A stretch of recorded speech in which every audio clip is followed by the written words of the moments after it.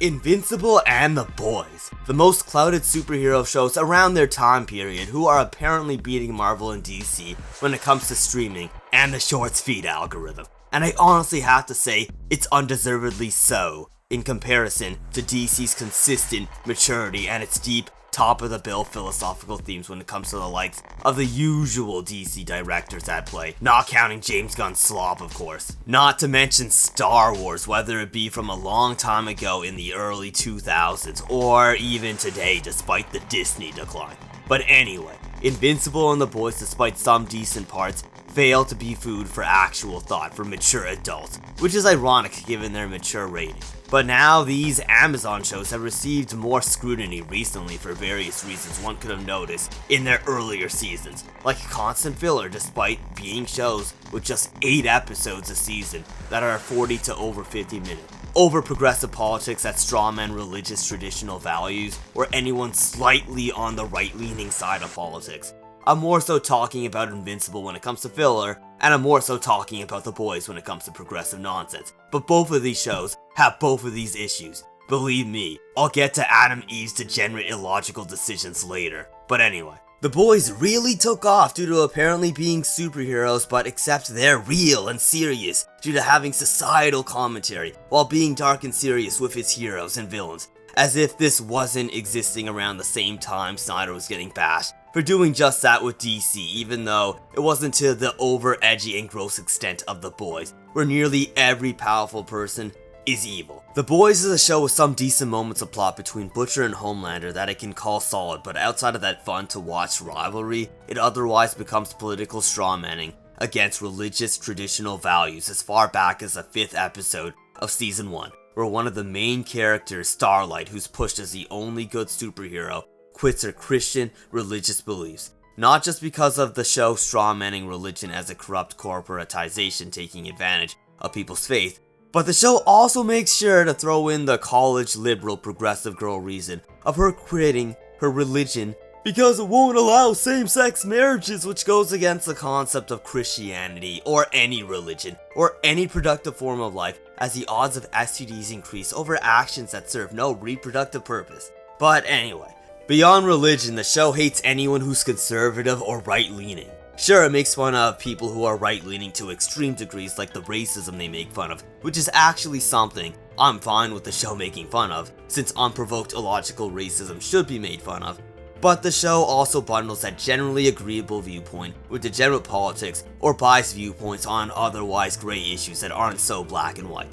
More examples of blatant religion bashing beyond season 1 is scattered across the entire show that are always associated with the villains like Homelander, such as Christians not wanting their Christian celebration known as Christmas to dominantly be called Happy Holidays, or other petty bashing of religion where a Christian woman implies it's for stupid people, to which the show's smartest character agrees. But once again, beyond religion, the show makes fun of people critical of a certain white and blue country YouTube won't really let me talk about due to them causing every significant real-world problem, on top of media decline they contribute to, which is funny if you look at the religion of the showrunners for the show. But anyway, the show is basically only for far left-leaning chopped atheists who believe in trans kids, as you'd be a hypocrite to heavily endorse or defend the show if you're anything but that. Although there's somehow plenty of hypocrites just like that, since it took 2 men French kissing in season 4 for conservatives to clue into the fact that the show itself hates them,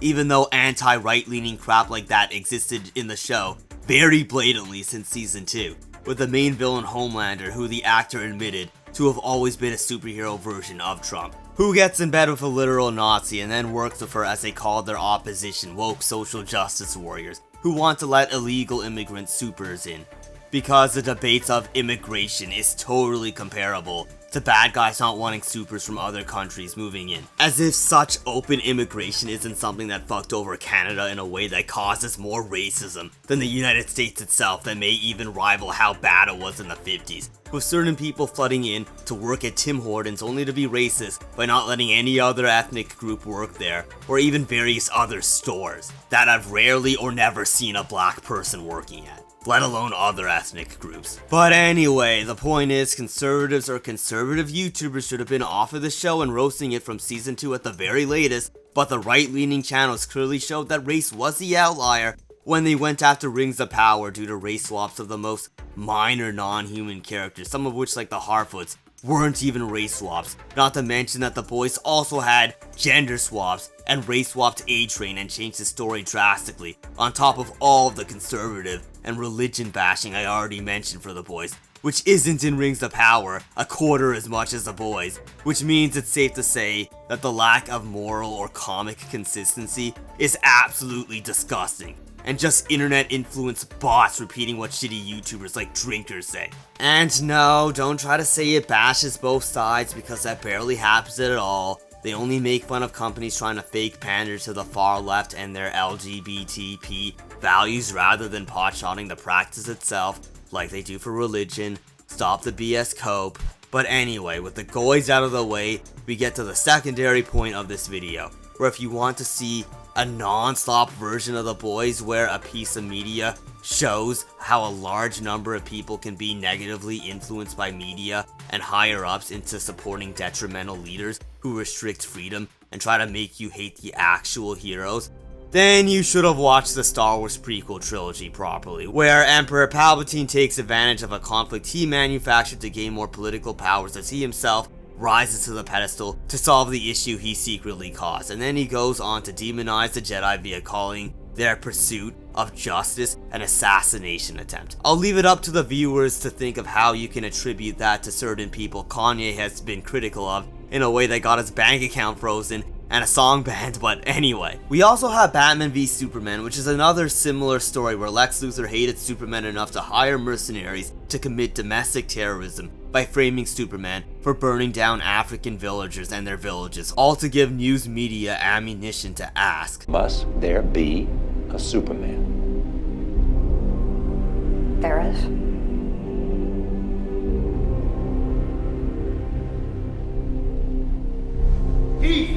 And Lex still doubles down and blows up a courtroom via a lead bomb placed in a wheelchair Superman couldn't see through while he was in the courtroom, all to make people question if Superman destroyed the building himself, despite Superman going on to help the firefighters with the survivors, in tandem with Batman's personal struggles and hatred for Superman destroying his family's Wayne building via the collateral damage of Superman fighting Zod. These forms of news propaganda, in tandem with what Batman deemed to be a threat to the world, encouraged Batman to fight Superman.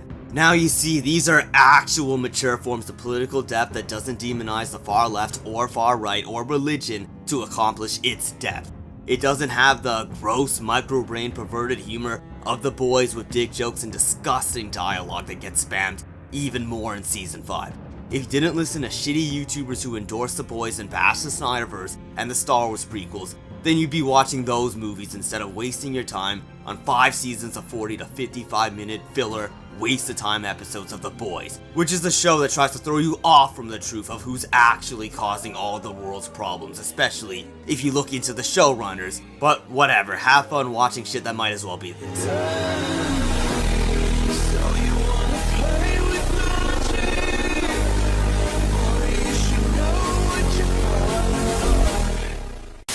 Anyway, on to our next show with Invincible. Now this one may not be as offensive as The Boys on average, as it at least doesn't bash political viewpoints as much, but it still has progressive BS and suffers from filler even more than The Boys does. There's far too many examples across 4 seasons. Not just that, but it's the fact that the filler basically feels like everything that doesn't involve Omni-Man. Season 1 of the show was the best because it had Omni-Man the most, a character who was raised in a violent society of attempted harsh natural selection at all times and has lived his life that way, only to be changed by his loved ones despite his huge age of being over 1,000 years old. If you just focus on Omni-Man, you'd have a 7.5 or an 8 out of 10 show, but no. Everything else just sucks ass, as the main character Invincible is just an immature idiot who's lazy and selfish at key moments. It started with season 1, where he was too lazy to look into the kidnapping of innocent students because he wanted to prioritize some girl, which had consequences that left these innocent people turned into cyborgs. Okay, fine, maybe that was his season 1 learning moment, similar to Spider-Man learning from the death of Uncle Ben.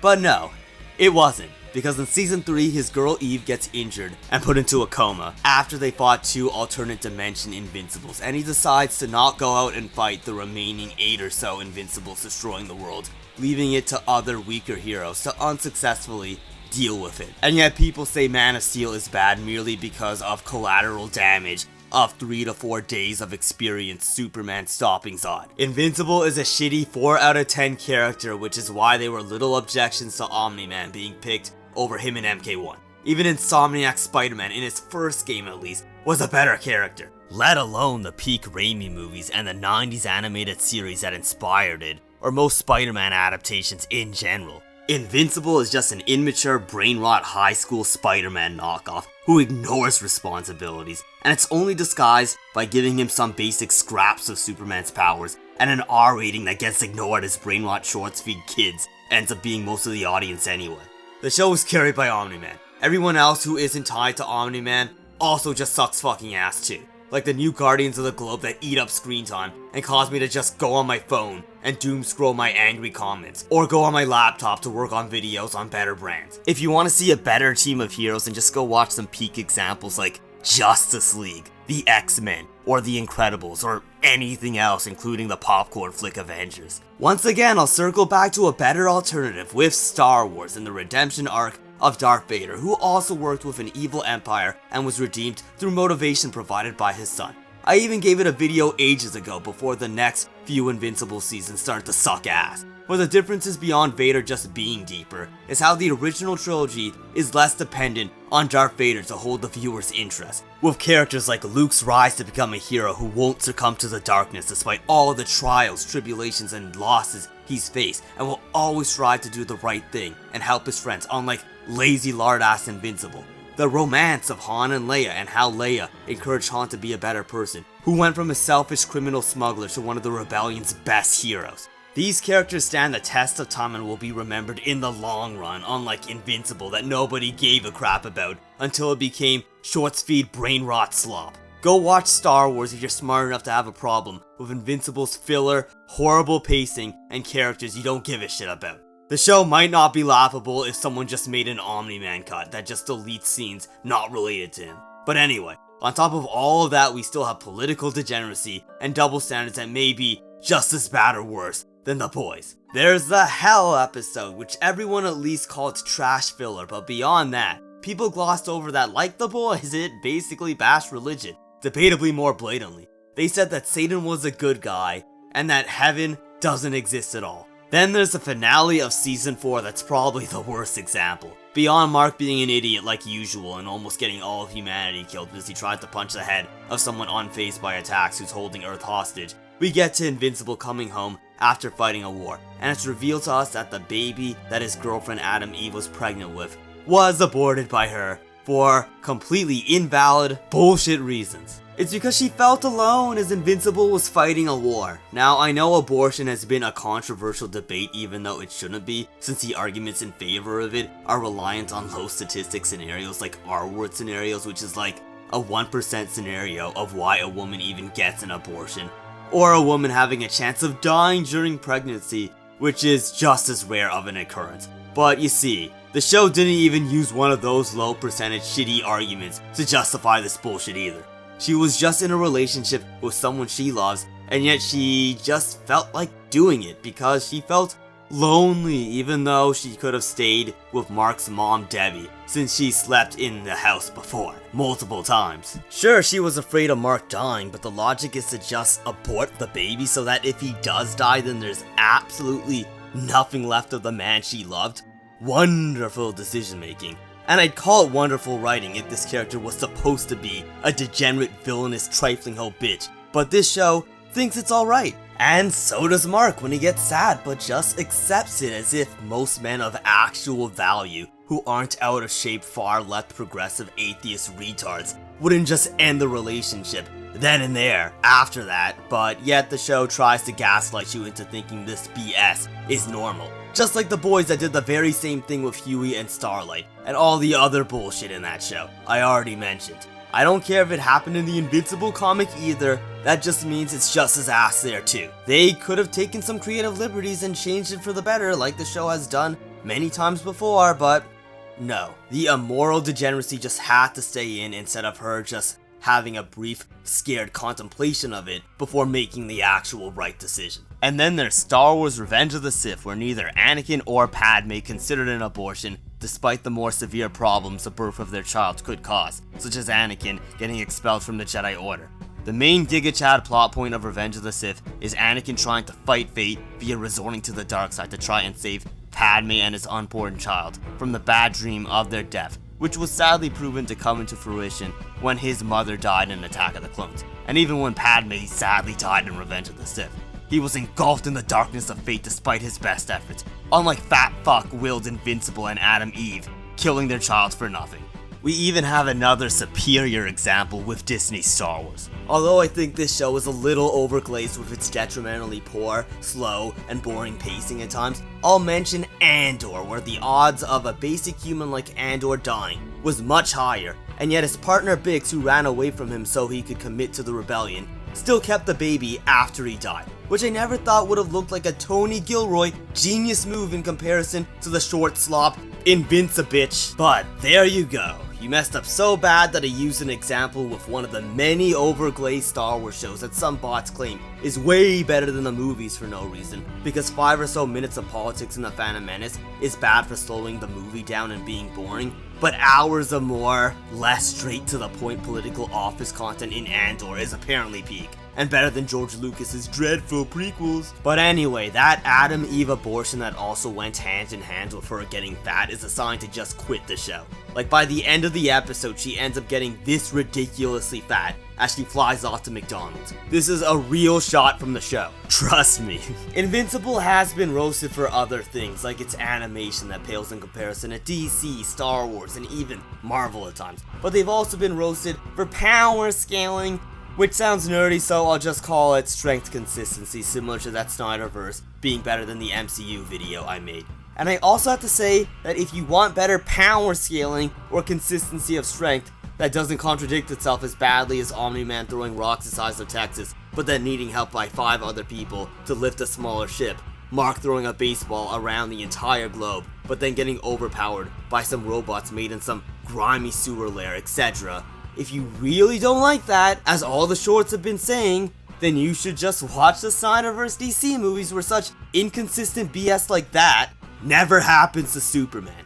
Superman only got harmed by Kryptonian beings, whether it be Zod or Doomsday, and when Batman did something, it was always after he used kryptonite that weakened Superman, instead of Invincible being harmed by the endless list of bullshit things on Earth. If you want better animation, then you could also go with DC animated movies, especially the older ones, like various great animated Batman movies adapting his great top-rated comics that are way better than the Goys and InvinciBS, or hell, the animation of nearly everything else, like X-Men 97, Star Wars shows, and especially Avatar: The Last Airbender, which also just curb stomps Invincible and the Boys with its themes of political propaganda shown by the Fire Nation school. Or Azula, who's sorta just a better Homelander despite their differences, with Azula also being someone who's born powerful, who was raised into being someone arrogant and bad due to her natural gifts that made her the best, and how her way of control through fear robbed her of any actual friends. She still didn't want to be alone and suffered due to her ways. It's still not exactly the same due to some Homelander differences, but it's similar enough, except with more maturity that doesn't attack religion or political views with gross degenerate humor that goes too far too often, just for shock value. Look man, I could still see the qualities in Invincible and the Boys, mostly if you just focus on Butch, Homelander, and Omni-Man. The Boys memes are quite funny, given that people sorta like the right-leaning villains that the show writers want you to hate, as opposed to the show's left-leaning, plain, stale-bred main good guy characters outside of Butch. All the short slop edits go to Homelander Butch, the Deep, and Soldier Boy, and never anyone else. Like, who the hell's watching a Huey or Starlight edit? Or let alone IDF Soldier Frenchie, unless it's a real making fun of him, but anyway. Overall, I was sick and tired of people pretending Invincible and the Boys of all shows were on some pedestal far above DC or even Marvel, which I honestly think is overrated too. But at least Marvel had enough great exceptions every now and then, even with the MCU, without giving you as much degenerate politics such as hating religion and validating abortions that involve two people in a healthy relationship. Hell, Invincible has this habit of just using songs from their playlist for serious scenes, and then the lyrics are so bad at matching the context that it's honestly inferior to James Gunn of all people, throwing his random 80s songs that are at least used in lighthearted scenes to debate giving it a pass. Point is, people like this bashing Marvel in favor of the Boys of all things could piss off, because if they were really thinking people, then they would have picked DC despite the internet hive going after it when Snyder was cooking. Look, you could have your preferences, but those shows or brands weren't better. They weren't even underrated. You can take this with a grain of salt, since my opinion isn't completely in line with what critics say, as should be the case for everyone, but most of the top rated and top sold comics were DC comics. Batman and a few Superman comics dominate most of the list, besides Watchmen and V for Vendetta, which were still technically DC comics anyway. Marvel is barely on there either, which sort of means DC is for the actual media literate who actually read the books instead of LARPing like 99.9% of superhero fans do. And then we have the DC movies that are closer to its comics than Marvel and the Boys. But you see, the Boys and Invincible are nowhere to be found on nearly all top comic lists that are dominated by DC, even though The Boys was technically a DC comic at a point. But anyway, Invincible and The Boys weren't underrated. The standards just got lower than the times when DC, from the Snyderverse and before, and early 2000s Marvel, were actually cooking. I won't go after the let people enjoy things argument, I'll just ask, where was that energy when the financially and culturally successful Star Wars prequels were out? Where was that energy when the financially and culturally successful Snyderverse movies were out? Both got bashed by shitty, vocal minority YouTubers despite their success, or BVS being more comic accurate than all but one Marvel movie, or The Boys which they were glazing. Why did this let people enjoy things mindset only start to exist when we got Goy slop instead of gourmet food from the past? The final point is that those two edgy Goy slop shows were glazed in a way that put down the actual gourmet food, and it lowered the standards to the point where I barely have anything good to be watching anymore, as this vocal crowd, proven to be a minority in the case of DC, got the actual chefs like Snyder kicked out in favor of Gunn, who's made nothing but bombs for DC. Or Lucas, who sadly sold his company to whom he called white slavers. But anyway, here's hoping they bring Snyder back, but overall, you viewers should be consistent with your standards if you want better things, instead of overglazing these shows and then turning on these shows later when you enabled its BS earlier. But anyway, check out my other videos on the actual food, and check out my media, my link tree like my Discord and Twitter. Thanks for watching.